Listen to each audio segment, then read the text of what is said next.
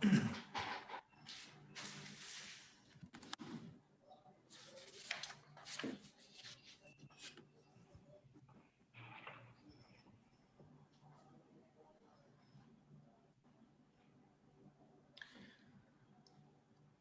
morning, everyone. Good morning, Werner. Yes. Good morning. It's 9:32 and we are supposed to start at about 9:30. Shall we wait or shall we continue with our webinar this morning? I think we can make a start. Other people, of course, may come in over the next few minutes, but I think let's make a start. Okay. Right. Before we begin, shall we pray? Gracious God in heaven, we are grateful unto you, Father, for this wonderful time that you gave us, and for all our colleagues, Lord, who are connected at this time around the world, and as Lord, support each other, each country office, Lord, with our ideas, with our work, Lord, that we do for the good of our people in our country, Lord, we pray, Lord, that out be with each and every one of us. At this time, we want to remember Nilusha in our prayers, our presenter from UNICEF, Lord, as she presents this webinar this morning. We pray, Lord, that out be with her and bless her too. In Jesus' name we pray. Amen.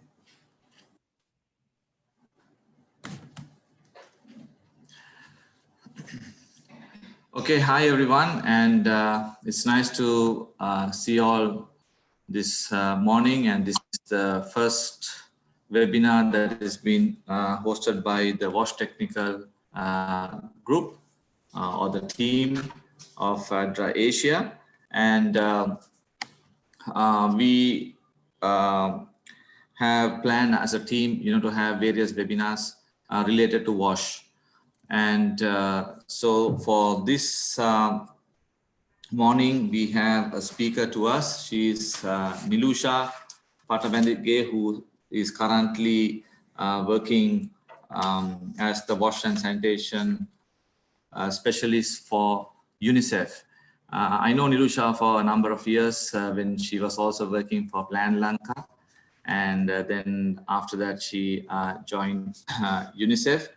And she coordinates mainly with the government and other local NGOs.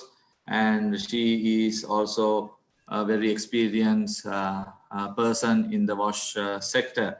So I invited her, or when I told her, look, are you in a position to conduct this WASH webinar? She said, yes, definitely, I would like to do it. And I want to thank her for that.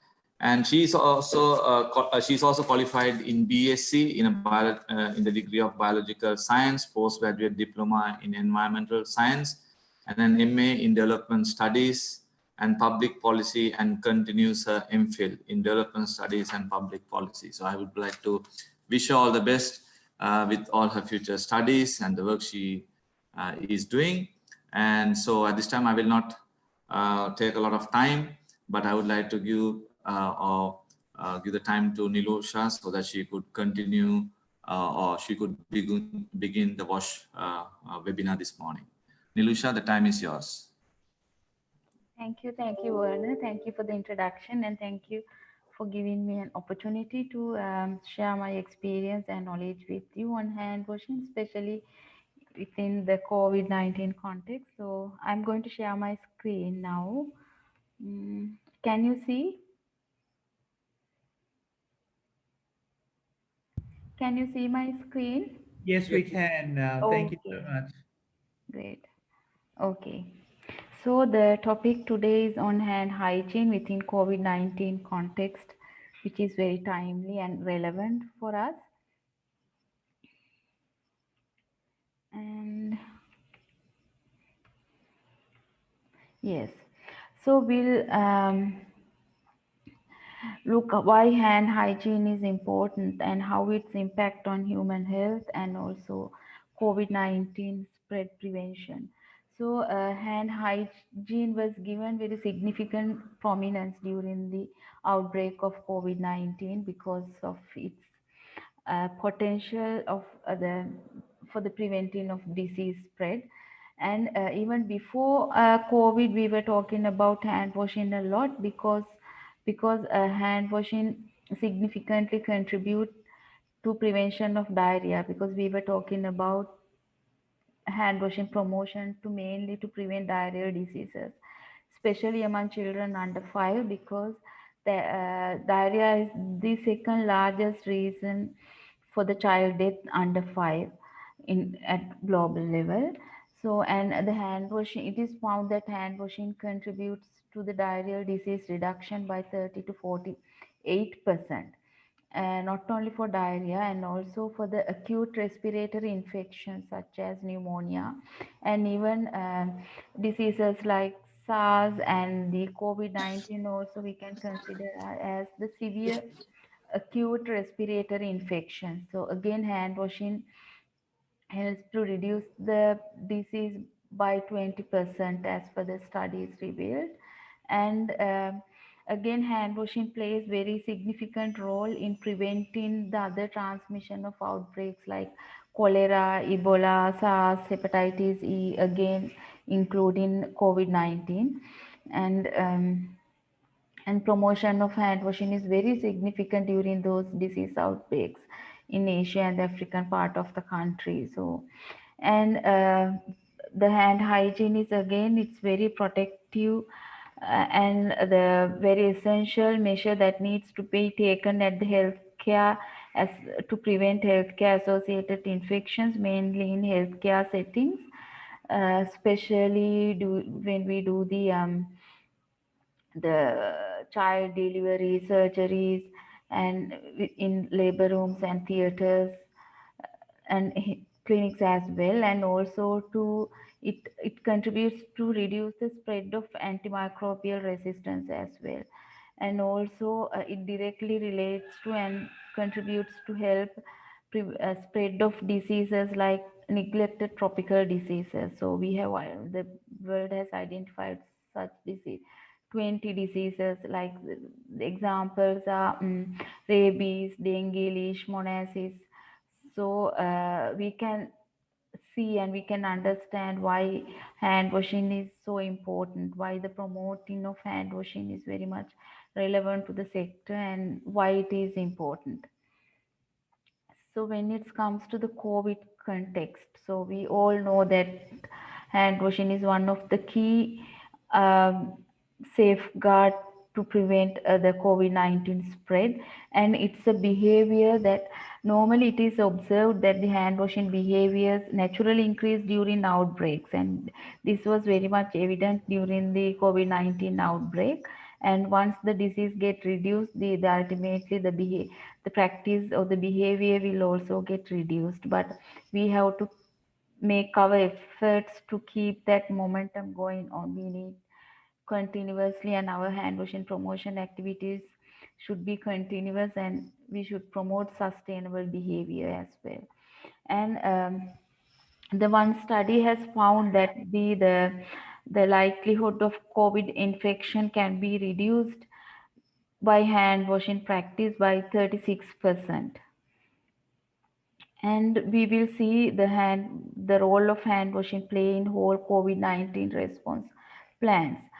WHO has introduced 8 pillars to response COVID-19, and among these 8 pillars, the 2 pillars are very much relevant to wash sector, and hand washing is one of the significant element of those 2 pillars. And these are the guidelines that was issued by the WHO for the COVID-19 response at global level. And these are the pillars that is relevant to the wash sector, and which includes hand washing as one of the major preventive measures. So the pillar 1 is on risk communication and the community engagement, and the pillar 6 in infection and prevention control in all settings. And these UNICEF and WHO together has developed 2 guidelines under 2 pillars for countries to guide on how to implement those preventive measures towards COVID-19 spread. Challenges.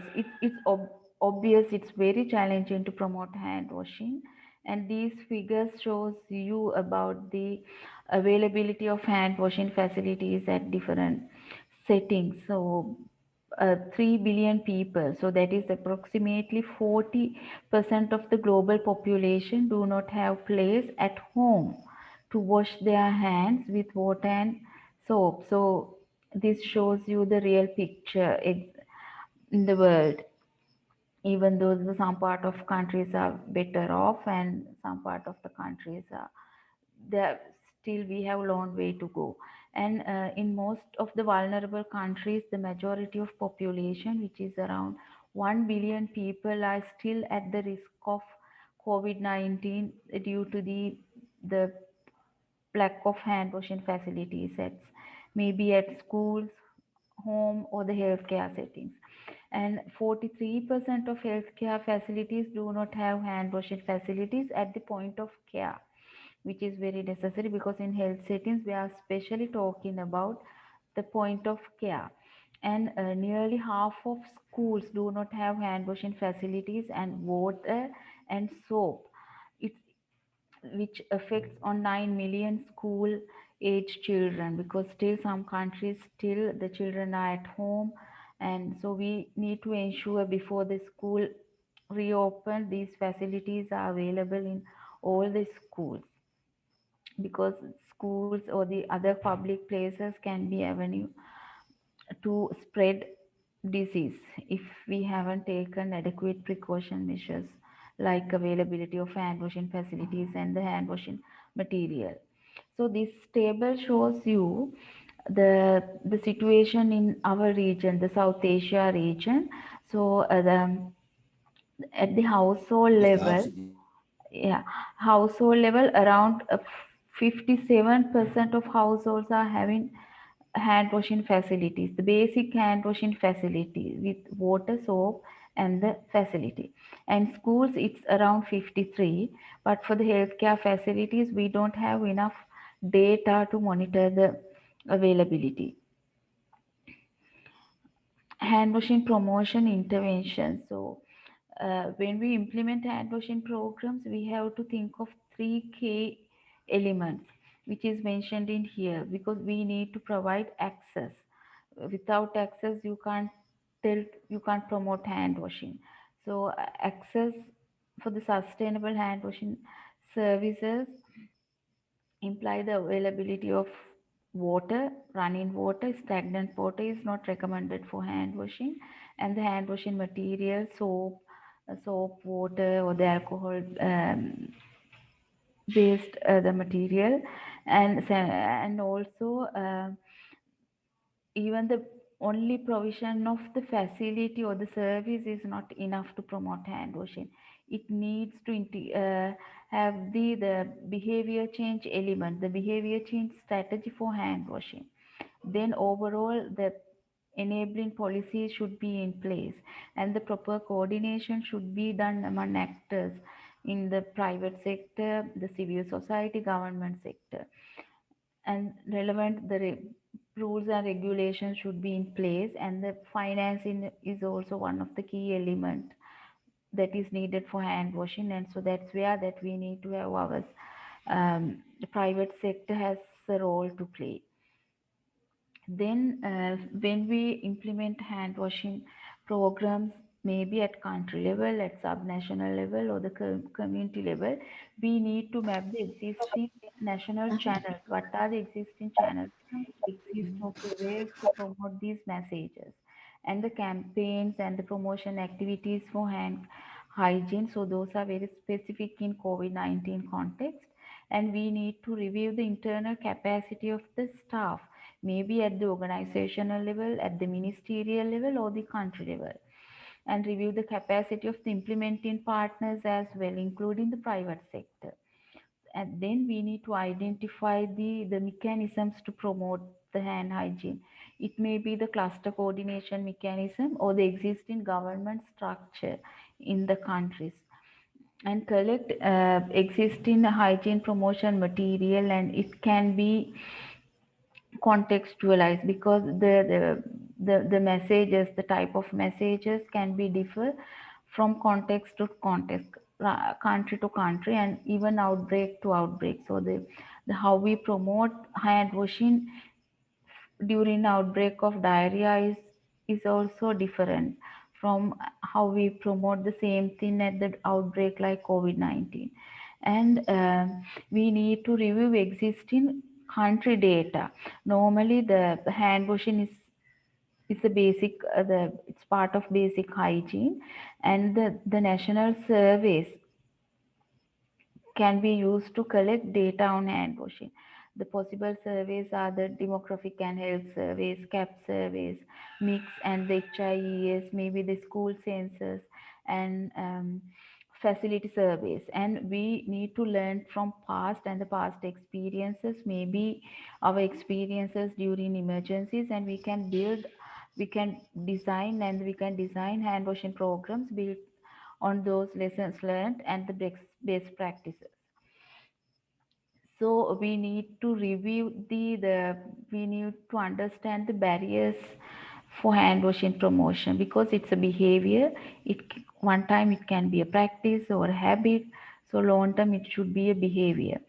And the effective communication channels, and we need to do a risk assessment and also the past experience, and we can gather those information consultations with relevant government partners.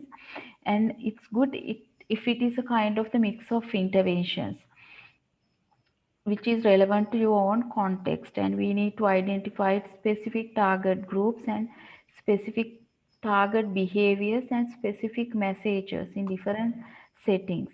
And again, those interventions should be aligned to the guidelines that was issued by WHO or UNICEF, and as well as the national level guidelines may be issued by the Ministry of Health, Ministry of Education and other relevant government agencies.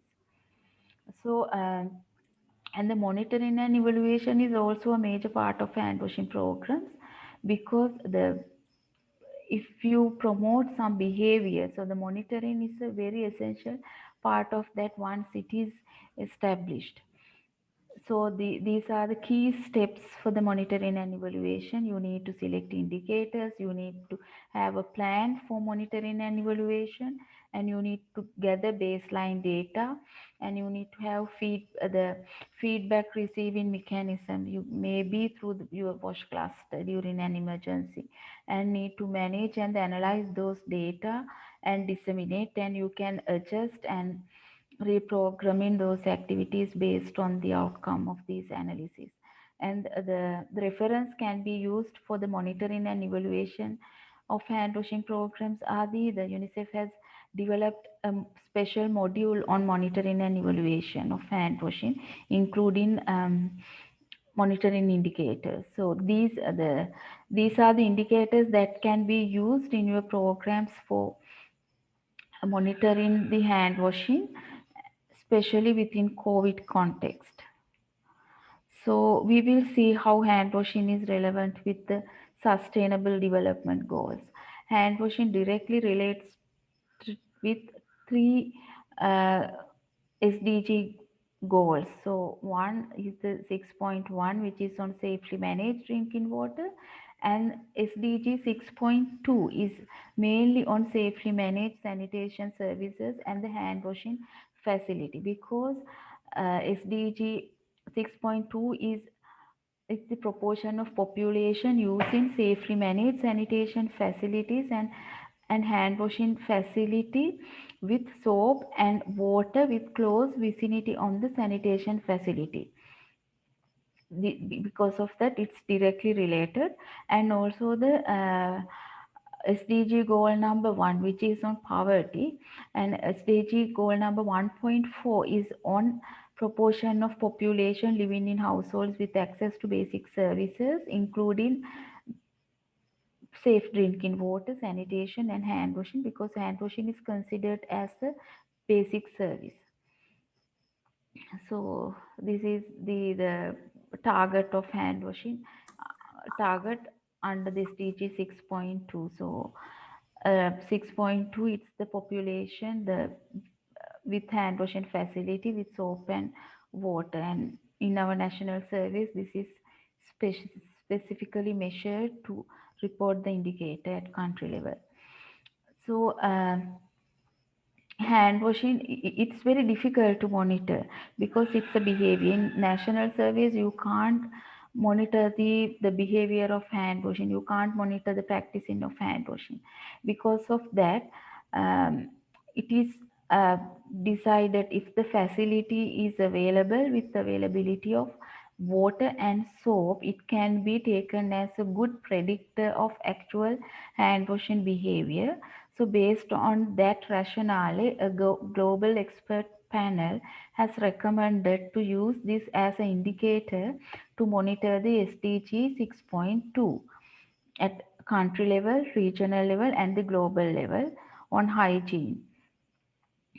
So the JMP, the Joint Monitoring Program, is the global mechanism run by the UNICEF and WHO together to measure, to monitor the progress towards SDG indicator 6.2, 6.1 and 6.2. And this JMP has defined the basic hygiene facilities as the availability of hand washing facilities on premises with water and soap. And also it can vary from just the basin to the hand sink, the hand washing facility, including the taps, sinks with taps, and the buckets with tap, and the TP taps.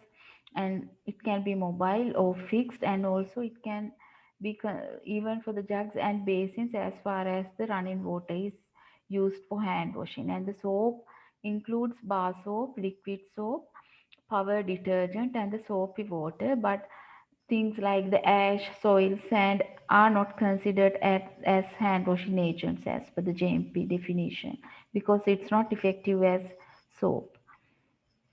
And then the service levels have been introduced in hand washing monitoring. The basic level is no facility, where you can't find facility on premises. Then the limited service level is where the hand washing facility is available, but water and soap is not available with the facility. The basic level is the availability of facility on the premises with the availability of soap and water. So these are the figures available in this part of the region in South Asia. You can see the situation, which is not at the very good level. It's not at a very satisfactory level in certain countries. Only few countries are having data and having hand washing facilities at a good level at household level. So the basic, you can see the how uh, the facilities available at different level, the basic level, the limited, and the no facility. So one of the major issue is the availability of the data for the monitoring of these hygiene facilities. 78 countries have sufficient data to estimate the coverage of basic hygiene at home. It's 78 countries. And when it comes to the school, only 81 countries are having sufficient data to estimate coverage of basic hygiene facilities at school. And when it comes to the healthcare settings, healthcare facilities, it's only 14 countries has data, the adequate data to report the indicator at the point of care. And also only 55 countries had data on functional hand washing facilities at point of care and of healthcare facilities. So that shows you availability of facility is a major issue at the country level because of various reasons. Because some of the national surveys, they don't these relevant core questions have been not included in national surveys. Sometimes the correct and specific question is not included. Sometimes the hygiene related questions are included, but it's not specific enough to collect data to feed to appropriate indicator. And in certain cases, there can be disparities among definitions. So those are the common issues of for the lack of data. So hand washing promotion schools, in schools, they have identified one additional level, advanced service. If the school is having hand-based hand washing facilities at basic level and also including other criteria like hygiene education, if school is promoting group hand washing among students, if menstrual hygiene material are available within school premises, so we can uh, introduce advanced service level. We can own that as advanced service. And hand washing promotion schools, because we don't need to promote hand washing as a separate program, so it can be a part of the ongoing wash program. And there are uh, global approaches and the global campaigns that promote hand washing among school children. One of them are the three-star approach that was promoted by UNICEF globally with for school wash promotion activities. And also the Racing Clean Hands campaign is the hand washing campaign that implemented by UNICEF among schools. And also it can be cooperated with the COVID-19 preparedness plans among school reopening programs, and also the risk communications programs that was specifically target schools. And also we have to ensure that the schools, all schools and all preschools are having hand washing facilities at the entrance and also closed toilets before school reopening. So these are the resources that you can use for wash programs in schools, especially for hand washing promotion. And healthcare facilities. So this is very essential because most of the cases are handled by healthcare facilities, and they are the COVID-19 cases are monitored by healthcare facilities. So since, as I mentioned earlier, the availability of hand washing facilities in healthcare settings is not very good, and they pay very less attention for hand hygiene. At every level, maybe at the among the medical staff as well as the other staff, those who are managing waste and other minor staff as well. So normally they in national surveys very rarely check the availability of soap in toilets, and also the relevant indicator in healthcare settings focuses on the availability of facility at the point of treatment, point of care, and also about the availability of water and soap and or alcohol based hand rub.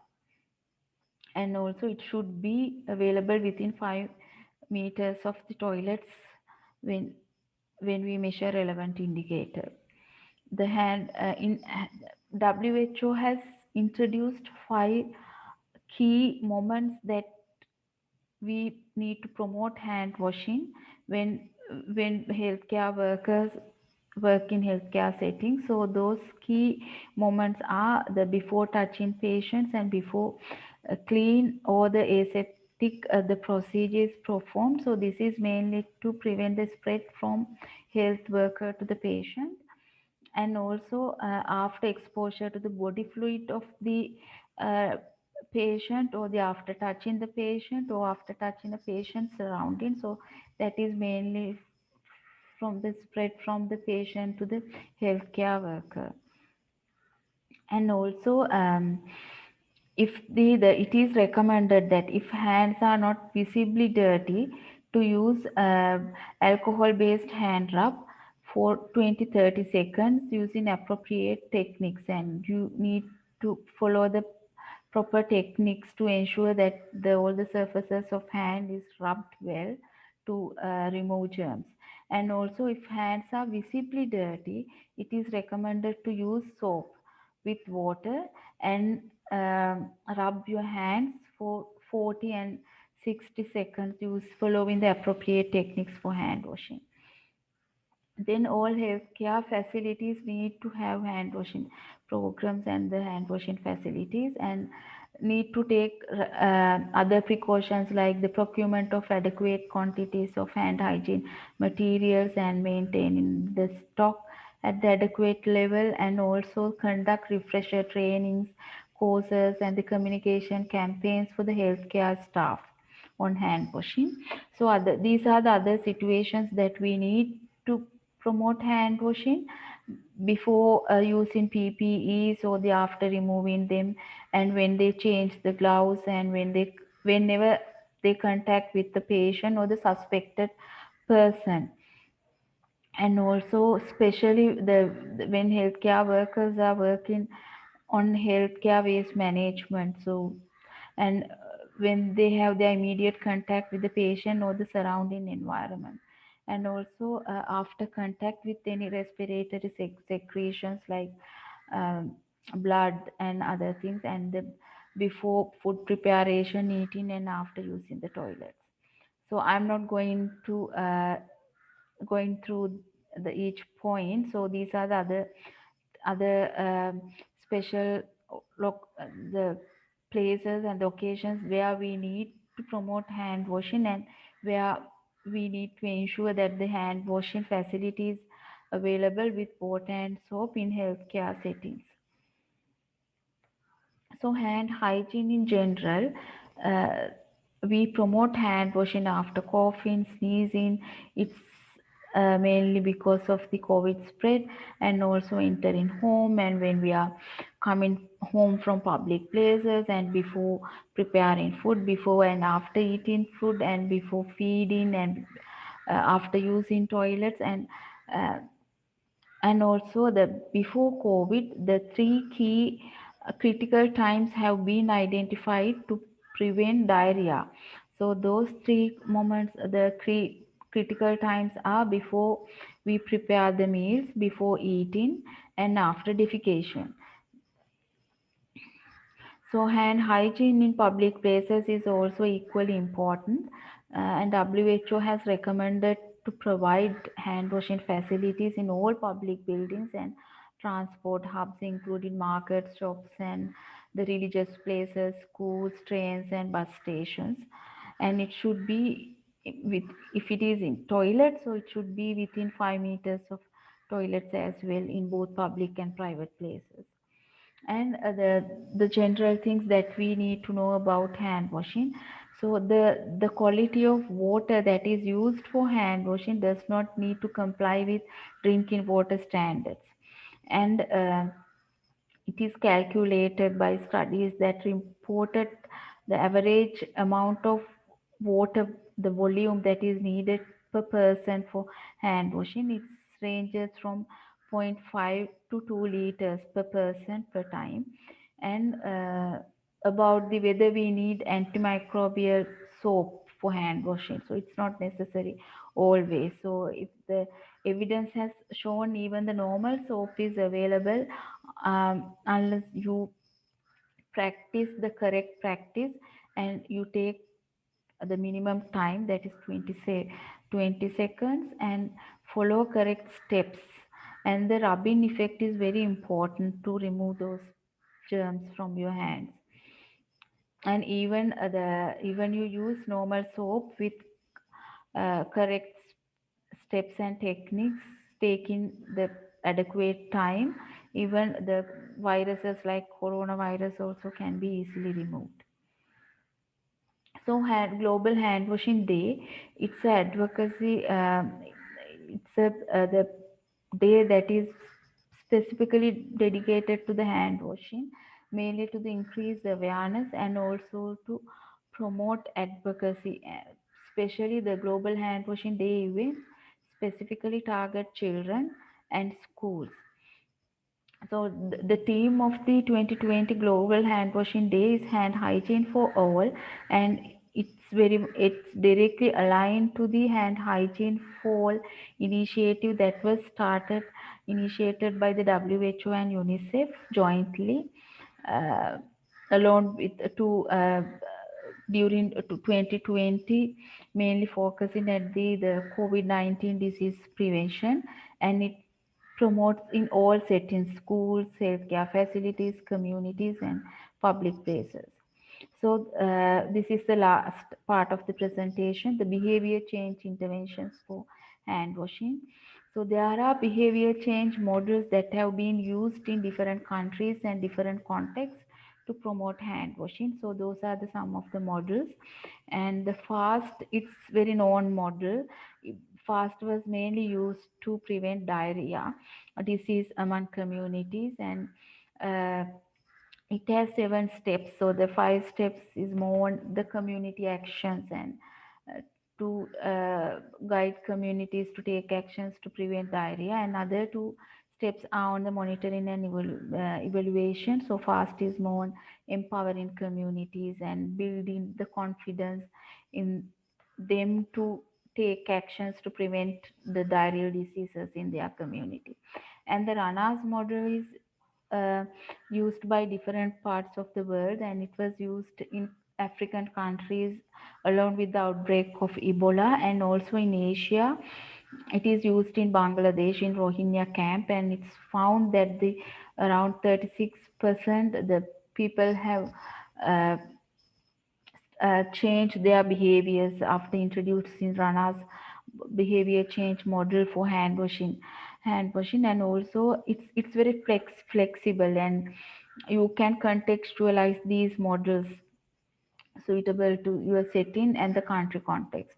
Then the other model is the socio-economical model, where you introduce different spheres and have links in between those, so that the individual level, then it has to be linked to the interpersonal level, maybe the family, friends, social network, and beyond that, the community level and the organizational level, and also the uppermost level, it's the policy level, and providing enabling environment, maybe national level or the subnational level. So this model is also very flexible, and you can be contextualized suitable to the country context and the type of disease outbreak. So this is the last slide of my presentation. So thank you very much.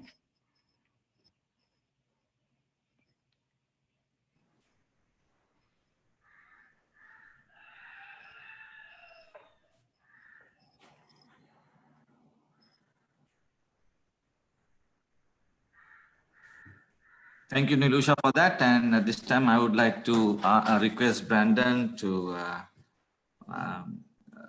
give a vote of thanks to Nilusha and say something about this presentation.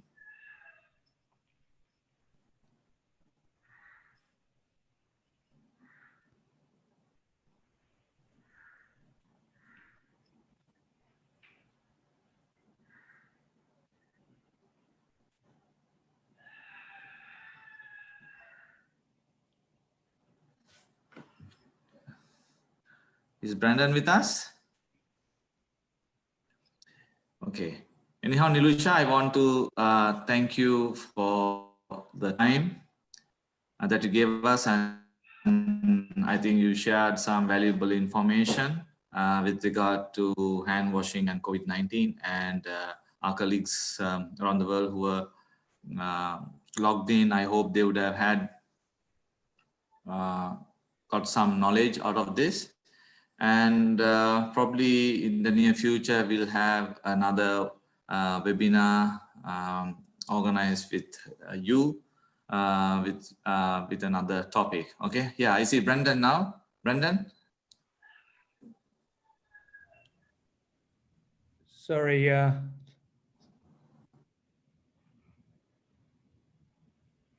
Okay. Sorry. Yeah, I was on mute there.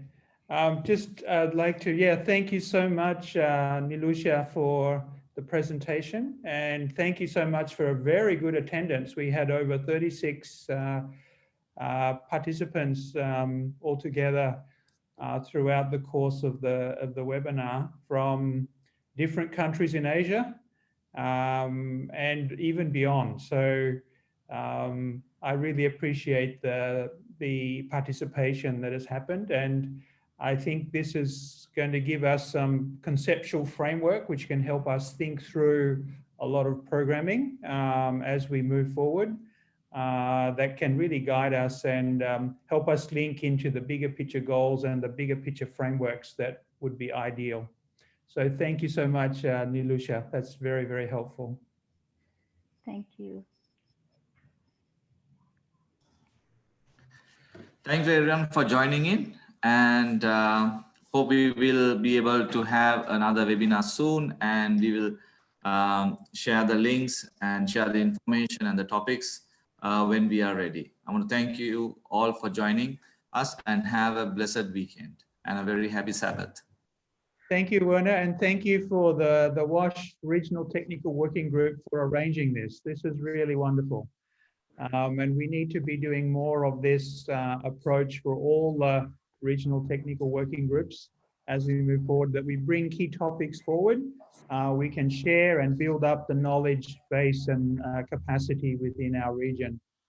So having experts like Nilusha helping us is really great. So we sincerely appreciate that. Thank you. Thank you, Brandon.